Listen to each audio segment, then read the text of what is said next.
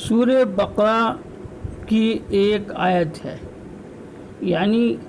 کلام پاک میں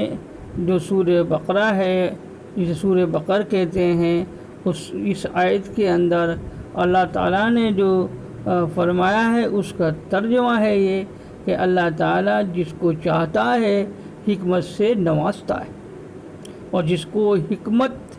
عطا ہوئی اسے خیر کثیر ملی، اور نصیحت تو صرف عقل والے ہی حاصل کرتے ہیں۔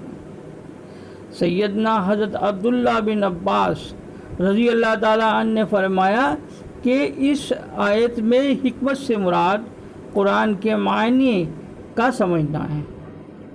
اور حضرت امام مالک رحمۃ اللہ علیہ فرماتے ہیں کہ میرے دل میں یہ بات آتی ہے کہ یہاں حکمت کا مطلب اللہ کے دین کی سمجھ حاصل کرنا ہے، اور وہ معنی ہیں جو اللہ تعالیٰ کی طرف سے لوگوں کے دلوں میں القاء کیے جاتے ہیں۔ اصلیت یہی ہے، اور یہ فقیر اس بات کو اس طریقے سے کہتا ہے کہ اللہ کو سمجھنے کے لیے قرآن اور حدیث کو تو سمجھنا پڑے ہی گا، کیونکہ قرآن کے اور حدیث کے بنا اللہ کی سمجھ، اللہ کیا چاہتا ہے، یہ سمجھنا بہت مشکل ہے۔ کہ اللہ کس کام سے ہم کو روکنا چاہتا ہے اور کس کام کو ہم سے کرانا چاہتا ہے، اللہ نے ہم کو اس دنیا کے اندر کیوں بھیجا،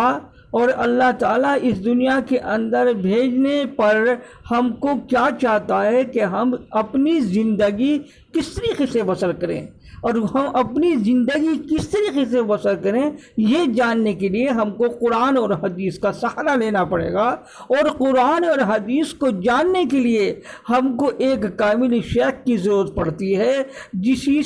چیز کے ہم کو اندازہ ہوتا ہے اور پتہ چلتا ہے، کیونکہ یہ تو ہو گئی تھیوری، اور پریکٹیکل جو ہے وہ ہم کو کسی شیخ کے پاس، کسی شیخ کی صحبت اختیار کر کے ہی ملتا ہے، ان سے تعلق جوڑ کر ہی ملتا ہے کہ ہم کو یہ زندگی کس طریقے سے گزارنی ہے، ہمیں کس چیز کو جو اللہ نے منع فرمایا ہے اس کو کس طریقے سے ہم کو اس کو روکنا ہے، کس طریقے سے ہمیں اس سے رکنا ہے، یہ طریقہ جو ہے، اور اللہ تعالیٰ کی مرضی حاصل کرنے کے لیے ہم کو کیا جو ہے وہ عمل کرنا ہے، اور کس چیز کو پہ ہمیں محنت کرنی ہے، یہ چیزیں سب ہم کو صحبت سے ملتی ہے، اور صحبت اسی کی ہوگی